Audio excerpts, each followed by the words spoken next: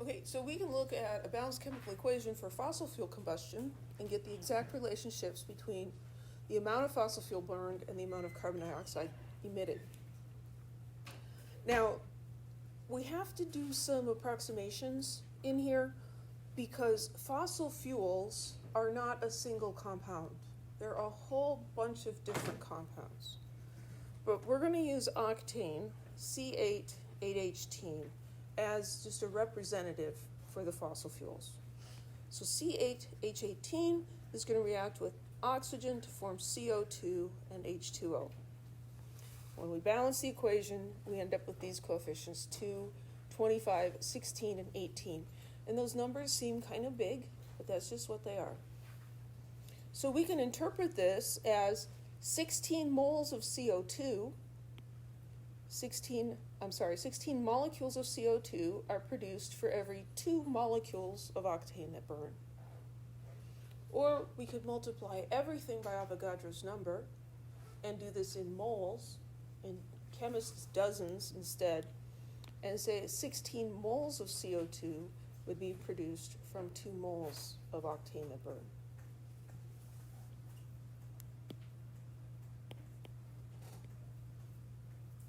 The coefficients specify the relative amounts in moles of each substance, not in masses, because we're looking at the individual atoms and how they combine to form different molecules. The mass has nothing to do with that. It's important, and we'll deal with it later, but in terms of the chemical reaction, it's always atom to atom. And so these numbers are going to be whole numbers, and those are considered exact. Because you can't have 2.5 octane molecules, just like you can't have 2.5 people. Just it's not right. So the amount of each substance in the chemical reaction is related to the mass of all the other substances. So that refers back to the law of conservation of mass. In a chemical equation, you can't gain or lose mass. Mass is conserved. So we balance the equations by balancing the atoms. And here's a word you've probably heard before, stoichiometry, the study of the numerical relationship between chemical quantities in a chemical reaction. Like, here it comes. Yeah, stoichiometry. This is like a pillar of chemistry, right? I mean, it's just super, super important. And this is where dimensional analysis is going to become extra important too, because almost all stoichiometry problems can be solved using dimensional analysis. So we're going to talk about pizza. So if we are going to be making pizza, the number of pizzas that you can make depends on how much stuff you have, right? You can't make 100 pizzas if you only have half a cup of cheese. It just can't happen. So this is our very basic pizza recipe: 1 crust, 5 ounces of tomato sauce, 2 cups of cheese, and that'll make 1 pizza. So we can express this mathematically as ratios: 1 crust to 5 ounces of sauce to 2 cups of cheese to 1 pizza. And we can use those ratios to see, well, how many pizzas could we make from 10 cups of cheese? Well, how many pizzas can we make from 10 cups of cheese?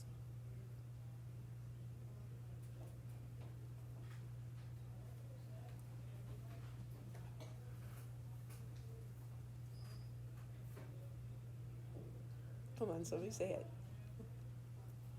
5? Because for every pizza we need 2 cups of cheese, and so 10 divided by 2 is 5. So, we can think about that with something like pizzas. When we get to chemical equations, though, it's harder to think about that. And so we're going to use the units to tell us what to do.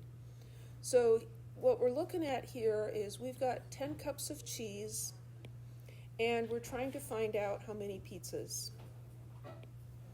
So 10 cups of cheese, and we can convert in one conversion factor, and we're going to number of pizzas. So what we're looking for here is we're looking for pizza and cheese. So it's 2 cups of cheese per pizza. So my units are going to be pizza on top and cups of cheese on the bottom because I want the units to cancel out. This is the same thing we did with inches and centimeters. So I had cups of cheese. I want to find out how many pizzas, so I'm going to multiply by pizza and divide by cheese. So then I need numbers, and these come from these coefficients in the balanced equation. 1 pizza from 2 cups of cheese. 1 pizza from 2 cups of cheese. This tells me the answer is 10 divided by 2, which is 5.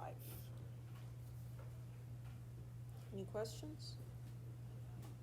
It may seem silly to write this out for something like this, but it's going to be important. So in a balanced chemical equation, the coefficients give us the ratio of amounts in moles. And we can relate any 2 reactants or products to each other.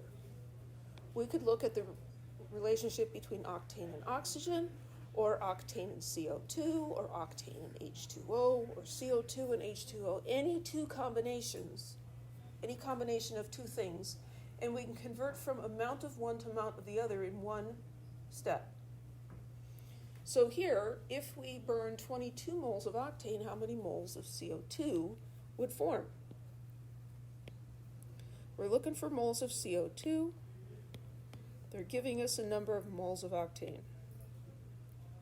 So 2 moles of octane, C8, H18. No, not 2 moles. It's 22 moles. It's kind of right, but kind of not.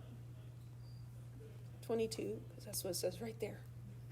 22 moles of C8H18, and I'm trying to find out moles of CO2. So I'm going to multiply by moles of CO2 and divide by moles of C8H18.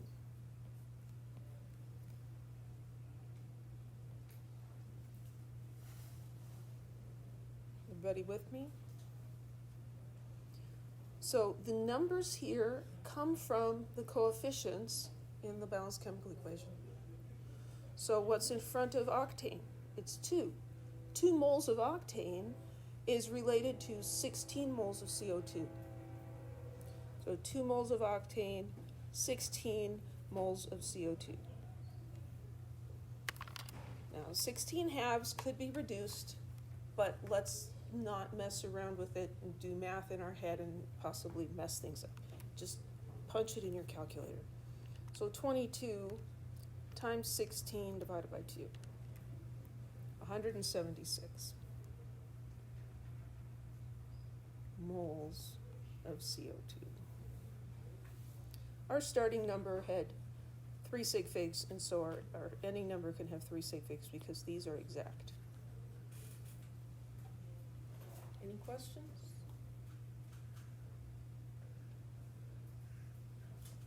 You should have seen this in a previous chemistry class, and hopefully it makes a little more sense this time, because that's how it worked for me in college. The stuff I had seen before was like, I did well in the exams, but I felt like I had no idea what I was doing.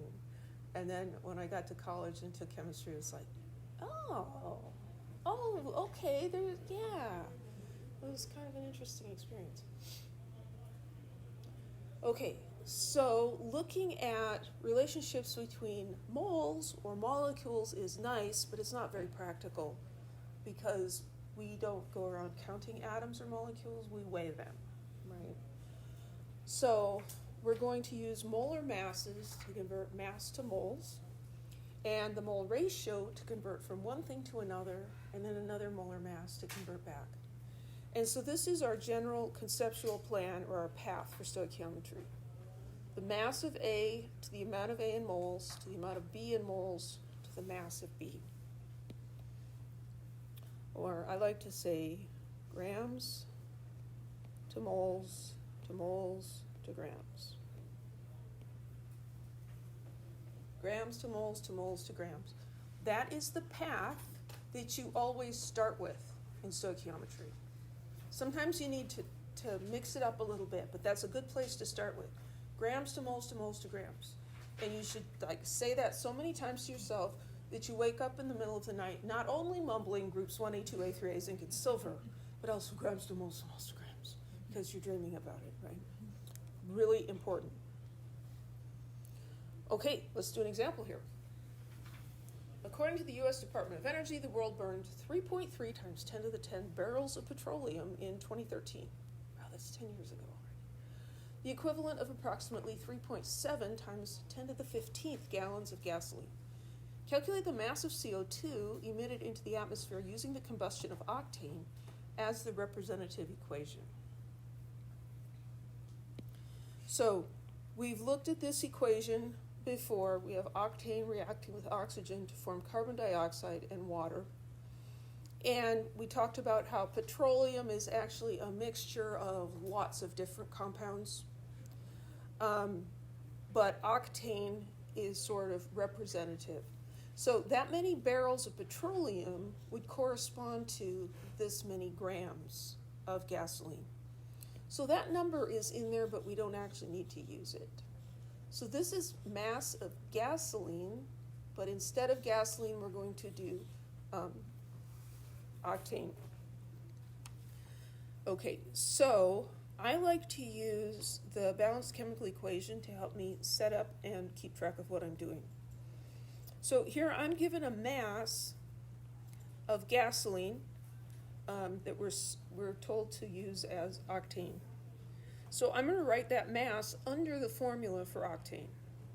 3.7 times 10 to the 15 grams of that. And we are asked to calculate the mass of CO2. So we want mass of CO2. And so here's CO2, question mark, that's what we're trying to find. What would be a nice unit? We do it in pounds? No. How about grams? Right? They gave us the first one in grams, and I was saying grams to moles to moles to grams, so let's just stick with grams.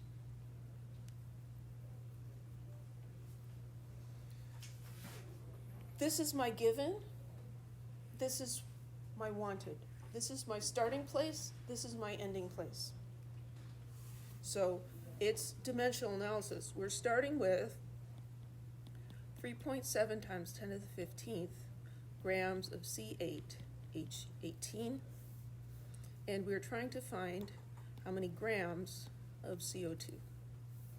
And so we have to figure out how to convert between those. So what's the path? Grams to moles to moles to grams. So we're starting with grams of octane. We can convert to moles of octane using the molar mass of octane, right?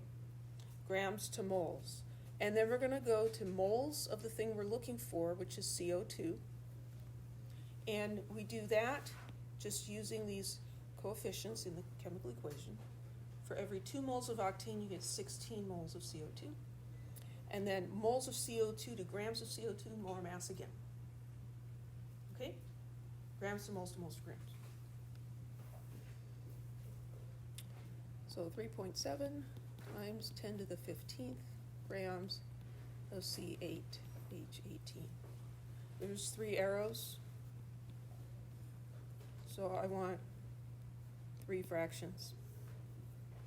I answered a lot of student questions over the weekend, which was great.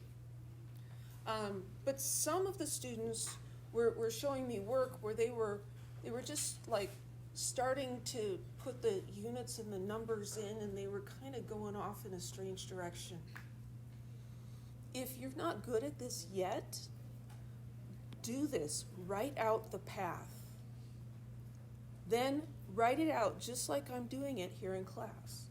A line for every arrow. Now let's copy down the units. this many grams of octane, moles of CO2, grams of CO2. And we're literally just writing those things on the lines. And once you get the hang of it, then you can start taking shortcuts and stuff, but you're just not there yet, most likely.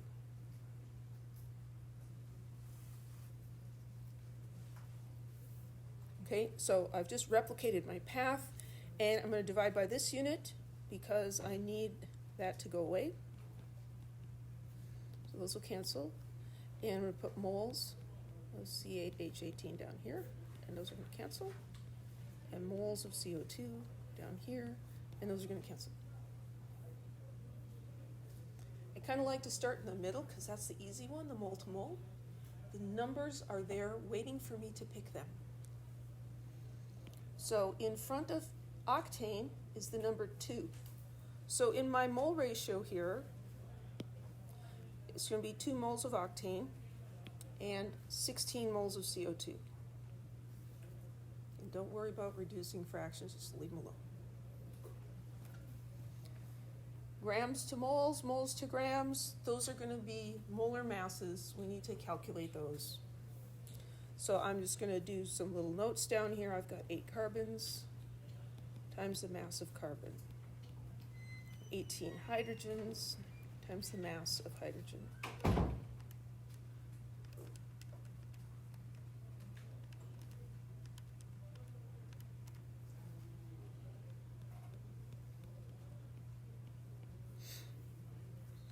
Again, when you're using molar masses, don't use fewer than 4 sig figs.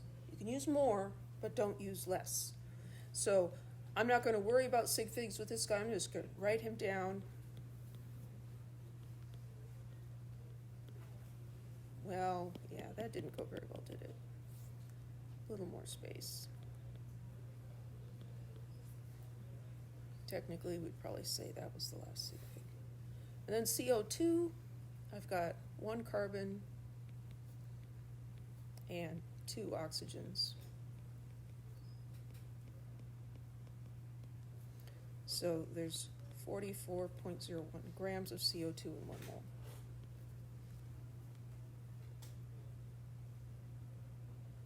It's a little more complicated than the pizza one. On your calculator, start with the first number, multiply by the numerator, divide by the denominator. Times the top, divide by the bottom. Times the top, divide by the bottom. You can skip ones if you like. 3.7 EE15 divided by 114.224 times 16 divided by 2 times 44.01 equals.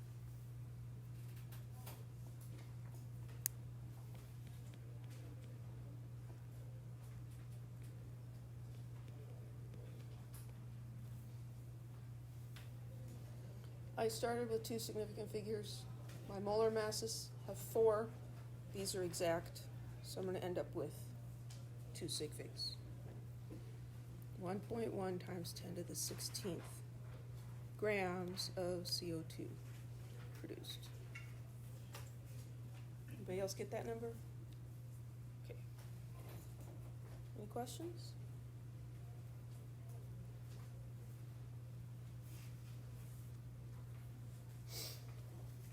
Well, we mentioned earlier, where's this carbon dioxide coming from? Is it coming from volcanoes, or is it coming from us burning fossil fuels? Well, we just calculated an estimate of the mass of carbon dioxide produced per year by humans burning fossil fuels. Volcanoes produce about 2 times 10 to the 14th grams of CO2 per year. So you look at those numbers and you're like, they're both just really big, right? Well, let's find out how much bigger the one is than the other. Let's take the larger one and divide by the smaller one. So 1.1 times 10 to the 16th grams divided by 2 times 10 to the 14th grams.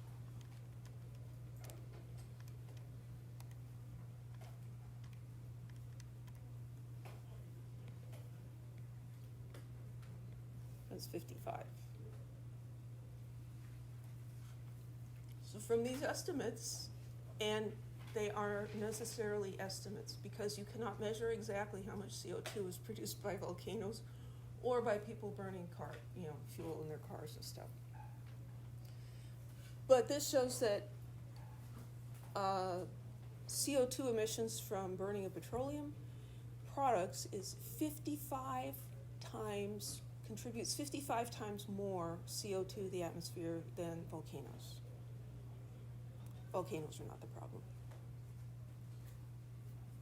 Any questions?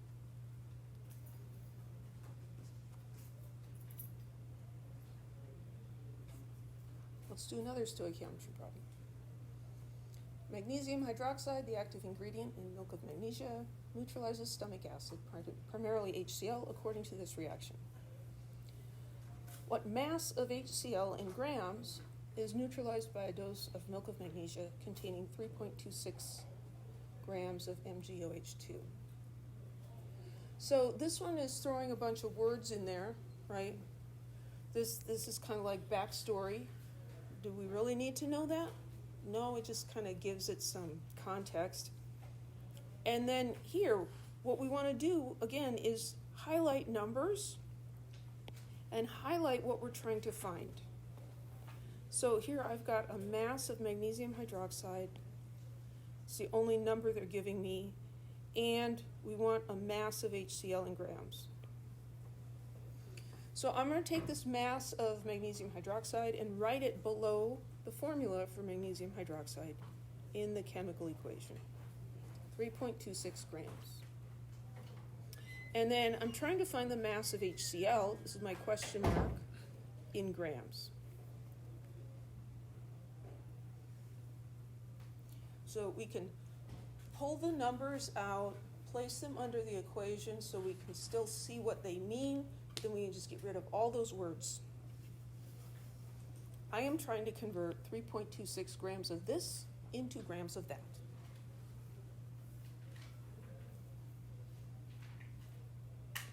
So my path, 3.62 grams MgOH2, and I want to end up with grams of HCl.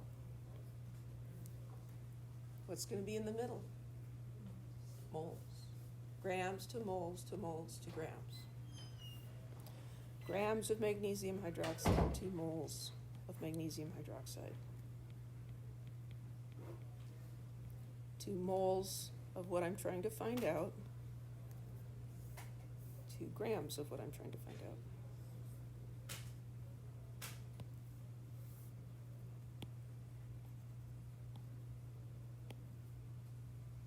That's my path. I'm going to use that to build my equation. 3.26 grams magnesium hydroxide.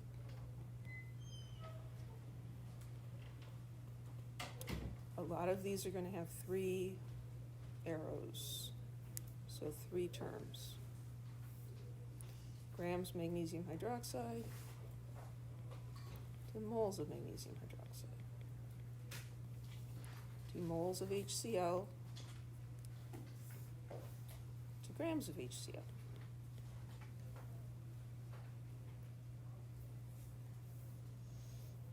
This unit comes down here.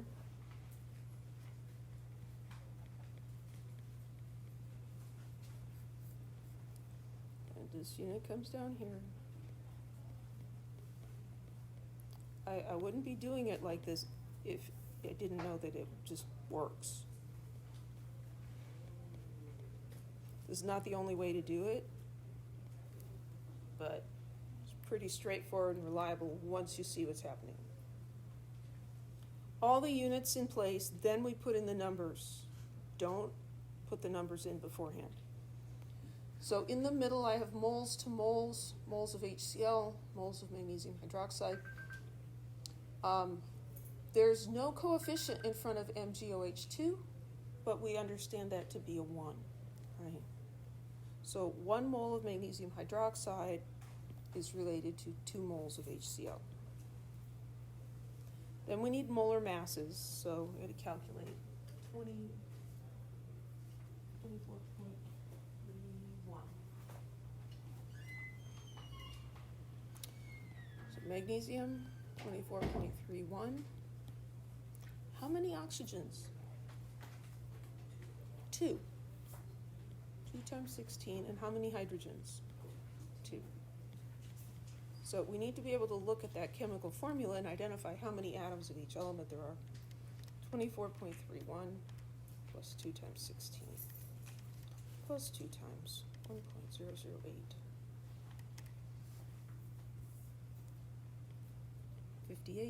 58.326. 58.326. And then HCl, we have 1 hydrogen and 1 chlorine.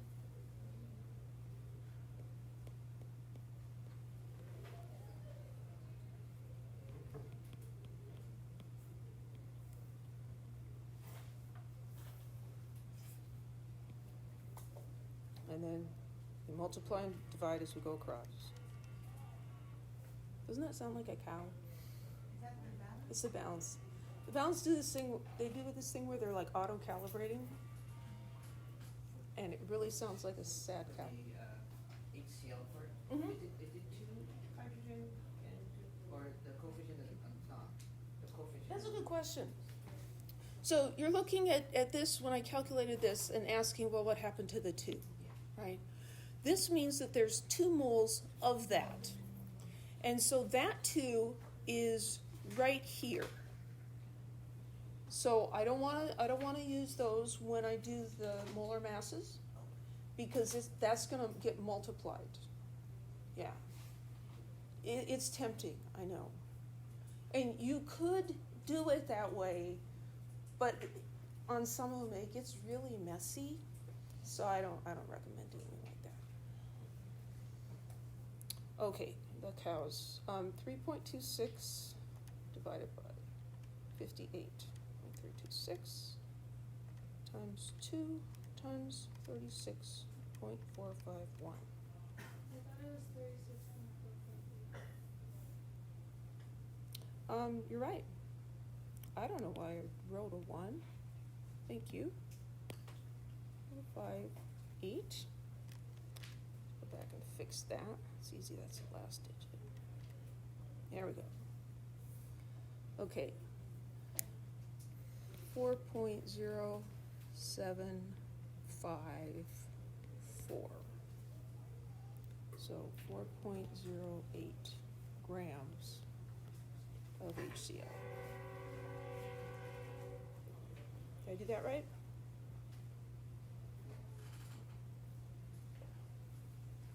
Oh, 4.08. Any questions?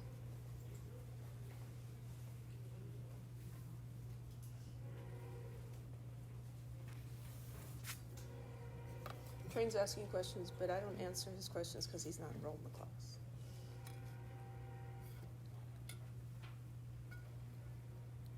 There's another one with a whole bunch of words. It's supposed to make it interesting. A component of acid rain is nitric acid, which forms when NO2, a pollutant, reacts with oxygen and water according to the simplified equation given here. The generation of the electricity used by a medium-sized home produces about 16 kilograms of NO2 per year. Assuming that there's adequate H2O and O2 and H2O, what mass of nitric acid in kilograms can form from this amount of NO2 pollutant? So we're taking the amount of NO2 that is produced per year for an average medium-sized home and finding out, well, how much HNO3 does that make in the atmosphere?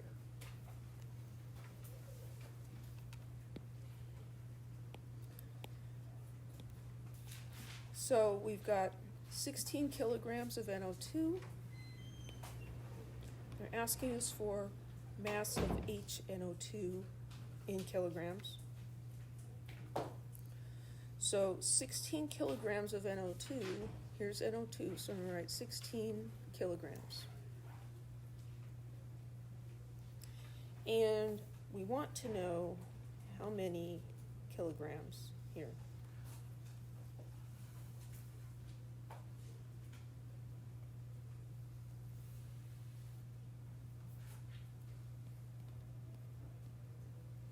So I've got 16 kilograms of NO2, and I'm trying to get to kilograms of HNO3. And what's the path? Grams to moles to moles to grams. Well, can we convert kilograms to grams? Yeah, we can. So we could go kilograms to grams to moles to moles to grams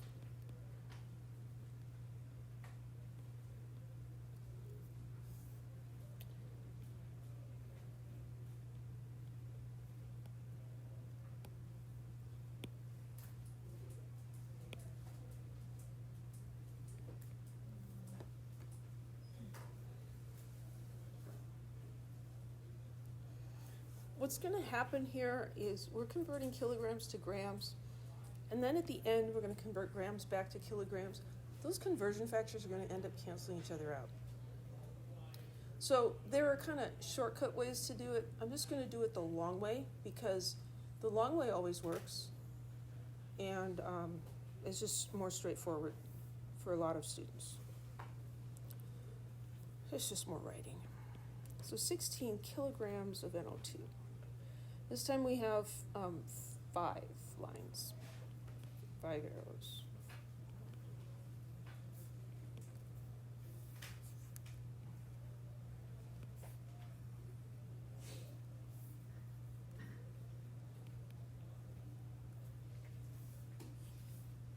So kilograms to grams to moles to moles. Could I just cancel out these times 10 to the 3s? I could. Do you want to do that? Somebody? Yes or no? No? Okay. No came out first, sorry. Okay, we're leaving it alone. This one in the middle, what goes in front of HNO3? 4. And what goes in front of NO2? Also 4. You could cancel those out too. Or not. Now we need molar masses, so we've got NO2 14.01 plus 2 times 16.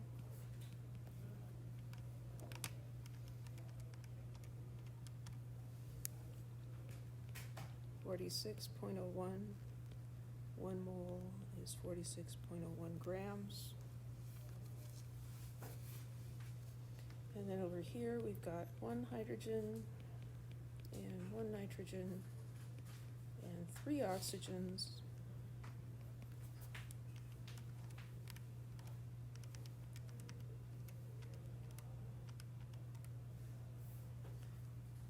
(63.018).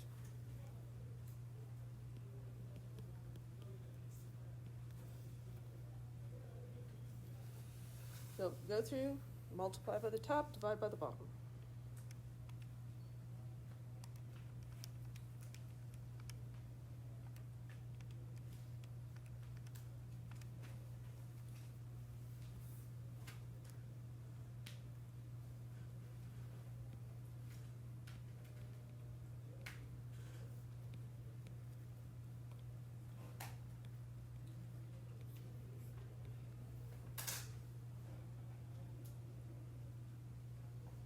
I didn't do the 10 to the 3s and the 4s when I did the calculator.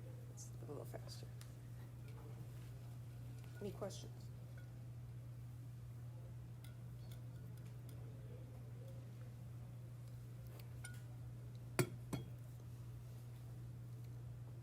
How does 16 kilograms of this make 22 kilograms of that?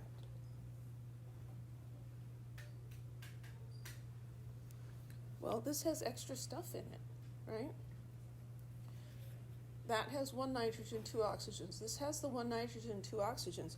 But now we've got an extra oxygen and an extra hydrogen on there. And so even though we're making the same, we have the same number of them, they're going to weigh more. No questions? 22 kilograms.